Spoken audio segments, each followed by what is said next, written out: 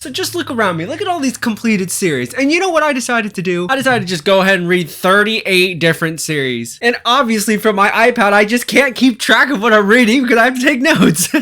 Hello all of my otaku friends, my name is Prof Otaku and welcome back to my channel for my October manga reading log. So for this month, I'm gonna title it Catch Up on the Ongoing Series TBR. So yes, we have 38 different series to go over, new volume ones, one-shots, things I dropped, as well as series that I've completed. There's definitely something in here for you.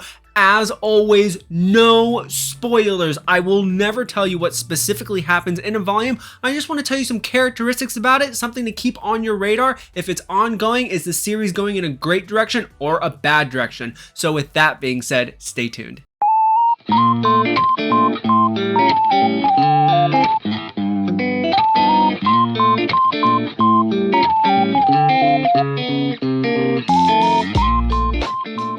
So first up here is a one-shot that everybody was picking up. Definitely was hesitant about it because I was not the biggest fan of their other work, and it has something to do with the chainsaw. And that is Look Back by Tatsuki Fujimoto, a one-shot slice of life series about two girls growing up together and working on manga. So this series got a solid 8.25 out of 10 for me. I think it was super well done, and for what he was able to accomplish in 140 pages was absolutely wonderful. The way he scripted the paneling, the way he used silence as a tool to create dynamic, impactful moments, absolutely beautiful. The story is very well constructed. It's pretty easy to follow with the exception of the ending. It definitely takes a little bit of a different turn. I'm not saying it's bad, but it's definitely something I'm going to have to reread to kind of understand and wrap my head around. And I also read this, for those of you who don't know, this was written exactly 2 years after the big Kyoto Animation's terrorist accident in Japan,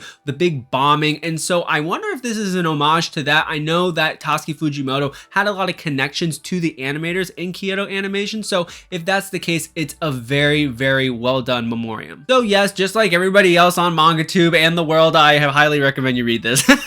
Next up here is another one-shot from a mangaka I have never read before, Nagabe, the same creator as The Girl from the Other Side, and that is Monotone Blue. So this is a boys love title about this cat right here. He's kind of a loner, kind of a bad boy, and then in comes this lizard. He's the transfer student, and they spark up an unsuspecting relationship considering their different personalities. So this one-shot is nothing special, but I think it is executed very well, which is why I gave it a 7 out of 10. Definitely introspective, makes you really think a lot, but nothing that you're like, whoa, this is just the best thing since sliced bread. I really enjoy the setting of this story with the animals. It's just a really unique take on this hierarchy system. Really think like Beastars. It definitely gives me that vibe. The only complaint that I have is that I wish that we would get more with our two main characters here. There's a pretty good cast of characters, but there's a lot of involvement from other characters that I don't necessarily care about, and I just wanted a little bit more of these two, maybe a chapter with them doing stuff outside of school, just hanging out together. I think that would have put a nice bow on top of this package. So if you're a big fan of The Girl from the Other Side and their other one-shot Wise Wise Witches, I highly recommend Monotone Blue. It was a pretty good read. Okay, next is the ending of a series, and my heart is just broken because I just loved this series so much,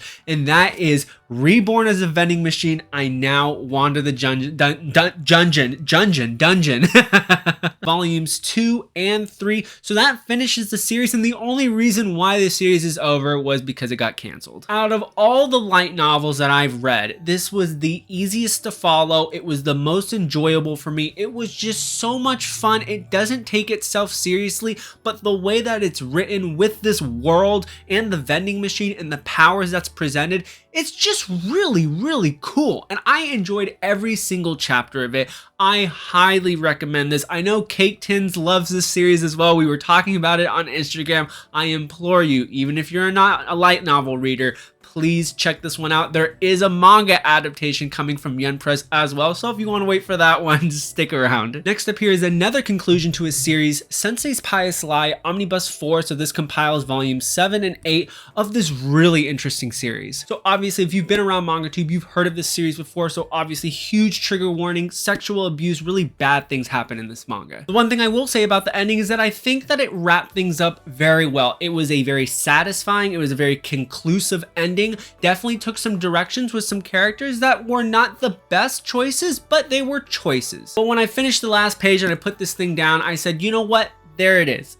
This is the story. And it works. So obviously this series isn't for everybody, but let me tell you why I love this series. It's one of my favorite reads of 2022. And that's because it made me feel something. It just gave me a huge spectrum of anger, happiness, sadness. It made me really reflect on what we think of society as women and just this whole power dynamic of men and women, sexual abuse, sexual assault, and just all these terrible things that happen in our society that we kind of just put underneath the rug. So do I recommend this series? Absolutely. It really made me think, it made me feel, and it was really, really fun. I think this is a very important manga to the manga industry. I'm super glad we had this published. Moving back to one-shots, here we are with Drip Drip by Paru Itagaki. This is the same mangaka who did Beastars. So this story follows this woman right here. She's a germaphobe. When she gets in a situation that she deems pretty dirty, her nose starts to bleed. So this story was told well enough. It was an interesting read, definitely not the best thing in the world, and with the way that the ending was and the way that it set everything up,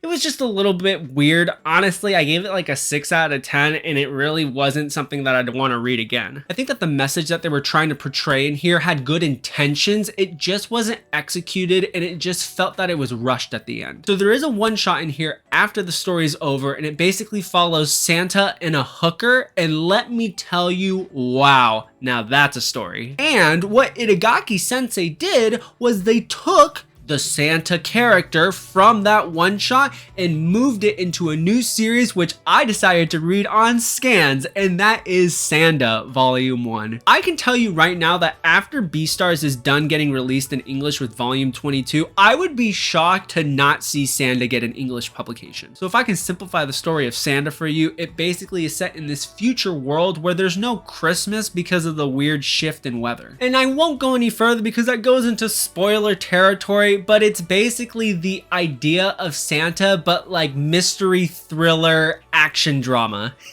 And just like Itagaki Sensei's other works, this world is so well done. It's super unique. I've never seen anything like it. I love how she draws the human characters. I think that they're drawn perfectly. I think the character design is great. I think the action scenes are done expertly well. It's very easy to follow, and I think this has the potential to be something very, very special. So yeah, if you want to see a buff Santa Claus, then read this.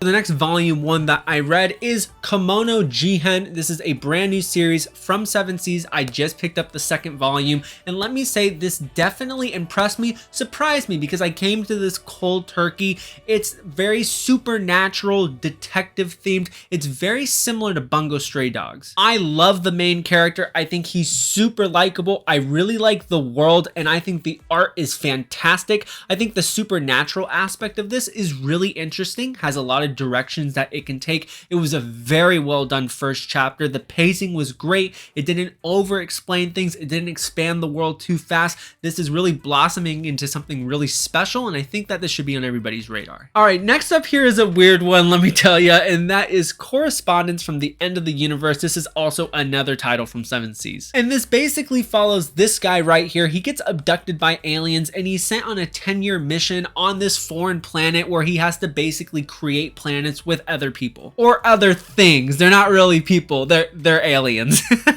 So yeah, I think this is a really interesting premise. I'm curious to see where this goes. It's super dense and thick in terms of information. It honestly was a little bit too much because it was pretty hard to trudge through. But if you're paying attention, you're gonna realize that the world that's presented in front of you is super detailed and really interesting. I just think that overall there's a pacing problem with this first volume. It's pretty slow, and it's gonna turn a lot of people away from this. So yeah, I'm definitely gonna give this one another 2 volumes. I like the vibe that it gives off. It's kind of avant-garde in my personal opinion. You might have a different one if you've already read this, but I do think if you like sci-fi, if you want kind of a different take on sci-fi, then this is the one for you. As you can see, we are continuing on with these new volume 1 trains so that you guys can just keep on your radar things that you might want to pick up. Here we are with Imaginary. So this is a slice of life romance series about 2 adults that come back together. They have romantic feelings for each other, and it's how this relationship develops, but they definitely definitely had crushes on each other in their childhood. And that's basically the whole story. I think the thing that needs to be noted here is that they live long distance from each other, so it's a pretty slow burning relationship, and I think the mangaka is trying to make sure that this progresses in a realistic way. So it's definitely more slice of life than romance. We see a lot of interactions with a lot of different side characters. The word imaginary comes from them going into these different worlds or thought bubbles. Things happen and then they reflect on their childhood and the child wonderment of things, and then they kind of take that and go in a different direction with it. So I'm just going to give you an example that's not in the book. I'm just going to pretend I'm going to make it up so you can kind of create an image in your head of how this manga works. So pretend you have two adults and they're talking about going through the forest and encountering a bug, but then as a child you were really scared of the bug, that it would attack you. And so then the manga would depict these two people in a forest and like a big bug coming at them, like imaginary bug. So that's the vibe this manga gives off. It's really interesting and it's really cool to see these different scenarios kind of play out. It's definitely slow. I want more of the romance. I want more of the main characters because I think they are very interesting. So yes, I think this has potential.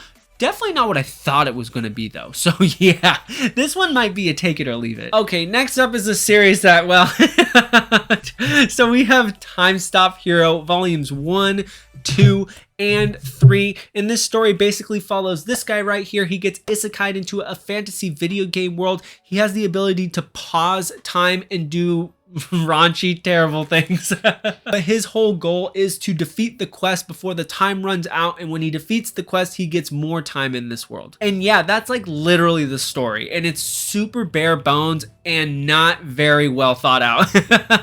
At its surface level, it's just a really boring basic series with a MC that's just really overpowered because of the ability to pause time. The art overall is just you know, I mean, you've got the boobies, you've got the panties, but otherwise the character designs are basically forgettable. And I will have to say the raunchy aspect of this series just makes no sense. It has nothing to do with the story. It doesn't enhance the story. Basically, he pauses the button, he does the raunchy stuff, and then unpauses it. And I just think that it has nothing to add to the story. It makes the MC kind of feel like a jerk. Was it a mind-numbing fun read? Yes. Will I ever read it again? No, I will probably sell these off.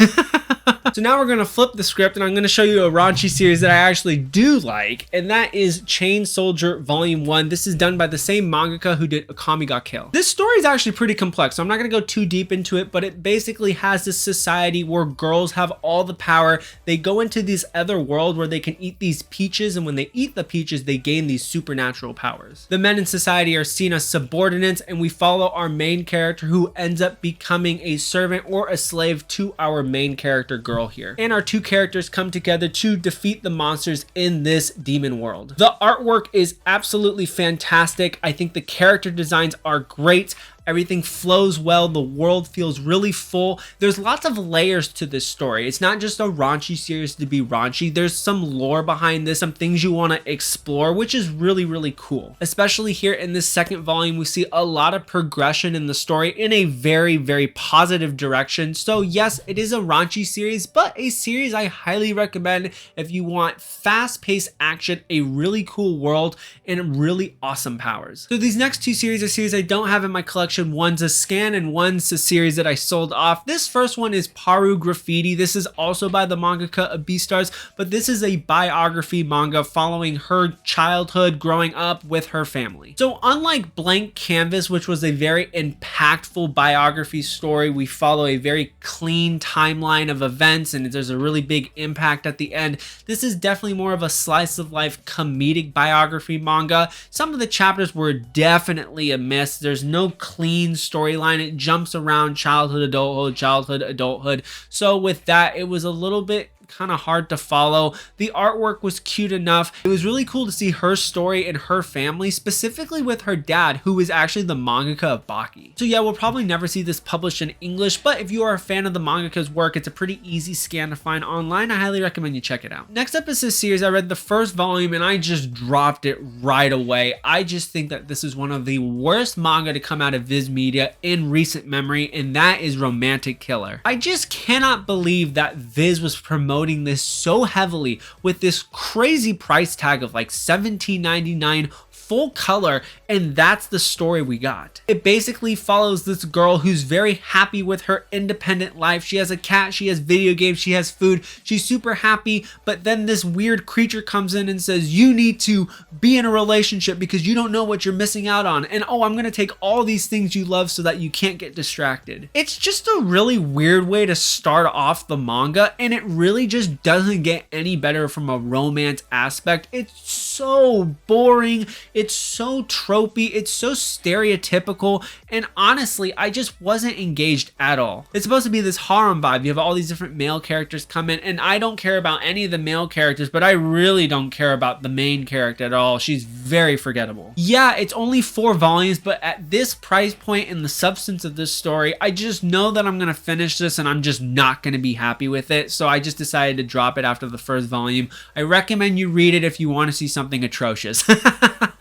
Okay, so now we're going to move into the ongoing series that I am currently reading, and first up here we have Spy Family Volume 8, and I'll be totally honest with you, I didn't like this volume. So this whole volume is a side mission. It's basically following Yor on this cruise, defending this woman from all these bad people. But then you have Lloyd and Anya who go in as passengers and they're just there to have a good time. What I just didn't like about it is that we just spent a whole volume in this world and it just had no progression to the main story. And there's been several chapters and volumes in this series already, even though it's been an 8-volume series, where nothing has progress the actual story, and I feel like this thing might just drag on. Yeah, the comedy is on point, the characters are cute, and it's really cool to see Yor get some screen time in here, but overall it's just not what I want to see. I want to see more development with Anya getting those stars. I want to see more stuff with the East and the West. You know, it's just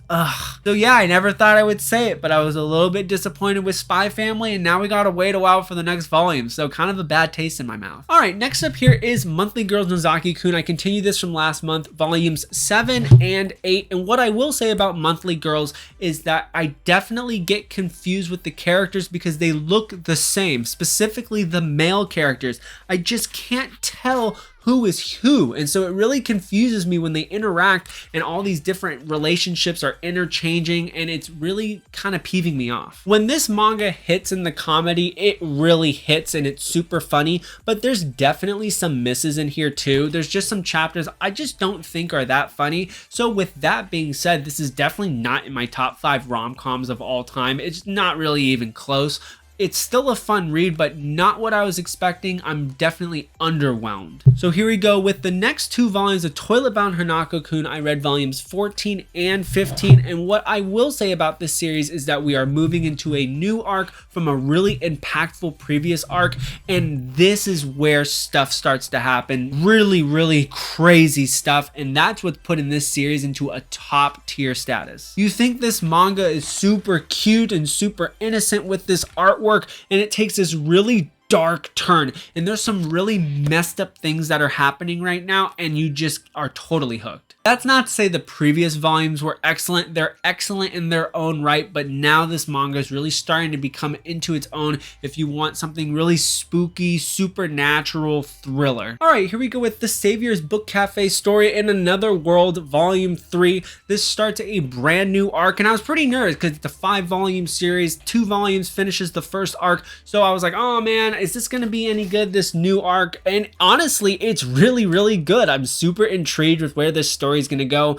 We get introduced to some new characters. I think in terms of an isekai, this is really well done, and it's opened my eyes to this genre. So yes, I highly recommend this series. I also did a first impressions on the very first volume of this, so if you want to know more about it, I'll leave a little card in the upper right hand corner. All right, next up here is one of my favorite Shonen Jump series at the moment. This is Dr. Stone Volume 23. This is setting up the new arc. It might be the final arc actually, considering it's a 26 volume series, but it definitely feels like the end. But I'll be honest with you, after the impact of volume 22, this felt a little bit slow to me. And I get it, you're having to set up this new arc. There's some things that you need to put as the foundation to what's about to happen later on with all the action, but it just felt a little bit slow and it was kind of a chore to get through. But that's not to say I love Dr. Stone. Everything up to this point has been fantastic Shonen Jump craziness. Highly recommend. Here we go with the series that's one of my favorites of all time, and that is Laid Back Camp Volume 12. So glad that we got the next volume of this thing,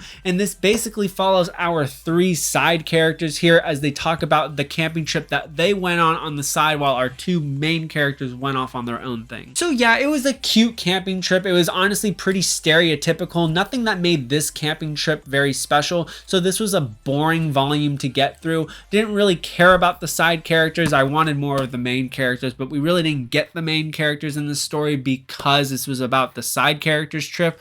That's fine, but we'll go back to them in the next volume. But yeah, another kind of dud ongoing volume. All right, next up here are 2 volumes of Fire Force, volumes 27 and 28. And this was the big mic drop. We get the huge explanation about the world, the lore, how the world was created, and how this world is turning into something else. Honestly, the big mic drop happened so unexpectedly. It was just like kind of placed within a chapter, and then it was just move on. And I was like, whoa, we need to stop. Like, this is huge here. But they kind of just presented it and left it, so I was like, okay, whatever. But yeah, the action is fantastic in these 2 volumes. Lots of great battles going on. I'm loving the way this final arc is shaping up. Ends at 31 volumes. I cannot wait to see what happens. Speaking of mic drops, here we have Blood on the Tracks volume 11, and holy crap. So volumes 9, 10, and 11 encompass this new arc from what happened in volume 8, and let me just say that this volume right here was just absolutely phenomenal. I have to commend Shuzo Ishimi for the art. I mean, look at this. This is just so disturbing. It just makes you go, oh god. You just feel so bad for the characters at this point because there are so many different things happening in the story. You see this one aspect of the story, you go, oh god, they're terrible, and oh, I feel so bad. And then something else happens, you go, oh god, they're terrible, oh god. And then everybody's sad, everybody's just terrible all the way around. This is easily my favorite Shuzo Ishimi work of all time, and after volume 11, a lot of people have this as their number 1 too, which is phenomenal to see. What even blows my mind even more is that Shuzo Ishimi has said that this is just the prequel. This is the little thing. Volume 13 is the big stuff. Like, stuff actually starts to happen. I'm like, what? Like, what was all of this then? Because this is nuts. So yeah, I'm not the biggest fan of Shuzo Ishimi, but I highly recommend. And on the opposite side of the spectrum, we have the most adorable manga as of late. We have Don't Toy With Me, Miss Nagatoro, volume 12. And this is Nagatoro and Senpai doing really cute things together, exploring the unknown. That doesn't sound right. That's inappropriate. Just read it. You really like it. I don't want to spoil anything, but this is a really cute volume. Next up here is the Ideten Deities No Only Piece volume 3. I did a first volume impressions of this. I highly recommend you check it out if you'd like to know a little bit more about this series. But this series continues to shape up to be something really, really special. We continue to expand the world in this brand new arc. We get introduced to some new characters, some new powers, which are super cool. We're starting to see these layers that were presented in the first 2 volumes start to blossom. It's awesome to see, so I highly recommend this series. It's honestly one of my most underrated manga of 2022. Next up here is a stack of Shonen Jump manga, and like you guys know, I'm not a big fan of battle shonen manga, but I just had a bunch of these I needed to read. I decided to get it out of the way, and honestly, I'm glad that I did because both of these were on the chopping block, but they really held their own. So first up here, we have Kaiju number 8, volume 3 and volume 4, as well as Sakamoto Days volume 3 and volume 4. Which one did I like more? Actually, it was Sakamoto Days. I really thought that this came into its own in these 2 volumes. Really, really funny. I love the different varieties of the stories that are happening. I just have a lot more fun with this series than I do with Kaiju number 8. I just can't take battle shonen very seriously, so I think that's why this series appeals to me a lot more. But that is to say, Kaiju number 8 is still a fantastic series. These 2 volumes complete an arc, and it was a very well done arc. Great world expansion here. Great character development, specifically with our vice captain. I can't wait to see how this next arc is shaping up, and I think that all the characters are starting to play a very important role in this story, which is awesome to see. Next up here is Alice in Borderland Omnibus 3. So this compiles volumes 5 and 6. We are in the middle of an arc battle royale style, and it is absolutely phenomenally done. I love the world expansion here. I really appreciate that we're getting a lot of great information about Borderland interspersed in between all of these different action scenes that are going on. What I really do like is that we get backstories about all of the different side characters on the villain side, which is pretty cool because it definitely invests me into the story, and I think that it's done well because it's only presented in like a page or 2 pages, and I think it does well to keep the story moving. Next up here is one of my favorite rom-coms of all time, Rumiko Takahashi's Maison Ikoku Omnibus 9 in these collector's editions. So this compiles volume 12 and the first part of 13, so we're gonna finish this series one more omnibus, and I love the development of our main character male. He's really coming into his own. He's starting to figure his life out, which is great. Obviously we have the beautiful Rumiko Takahashi 80s style miscommunication between our main love interest, which is fine, but as I've said before, I absolutely love this series. I love the characters. I really love the setting of this manga. I really appreciate that this is an older style manga in terms of just being in an older setting with adults.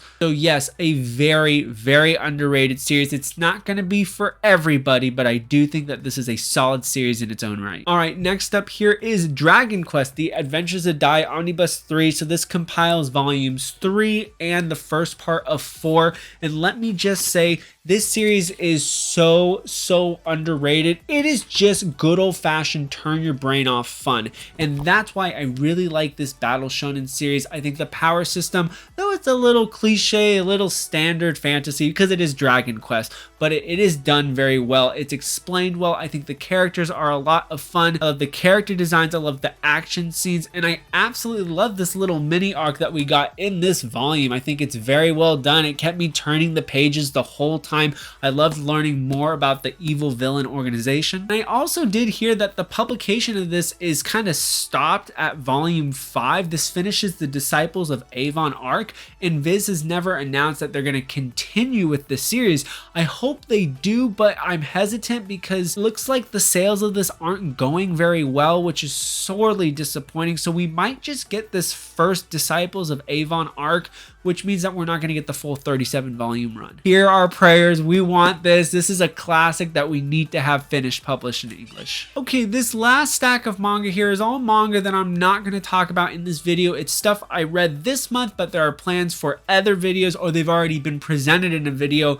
First up, we have Yellow Stringer, a graphic novel, volume 1. This is in my graphic novel recommendation video. And I have some Kaiten Books manga, which I will be talking about in my Kaiten Books manga recommendations video later this month. We have Uzumade, volume 1, Shed That Skin, Ryugasaki-san, volume 1, and Welcome to the Outcast Restaurant, volume 1. Here we have 2 manhwa that I reviewed in my manhwa unboxing from Yen Press. We have Villains Are Destined to Die, volume 1, as well as Daughter of the Emperor. And I also started a brand new series to wrap up my Urasawa journey. We have Master Keaton. I read the first 2 volumes, so Omnibus 1 and the first part of Omnibus 2. This is my 12th work that I've read of Naoki Urasawa's and the final work that I have of his in English. I have 12 printed physical publications of Urasawa, including 4 different self-prints. There's one series I don't have because they never finished the scanlation, so I will never get that. But once I finish Master Keaton, I plan to put out an Urasawa ranking video. You don't want to miss it. So that is it for my October manga reading log. Thanks for sticking around with me, man. This was a long video. I'm running on like an hour and a half of recording time at this point. There's just so many series to talk about. Hopefully my reading's a little bit more streamlined next month. As always, if you enjoy my videos, please hit that like button, tap the subscribe button, hit that notification bell so that you know when more of my videos come out, and I will see you in the next one. Take care now. Bye-bye.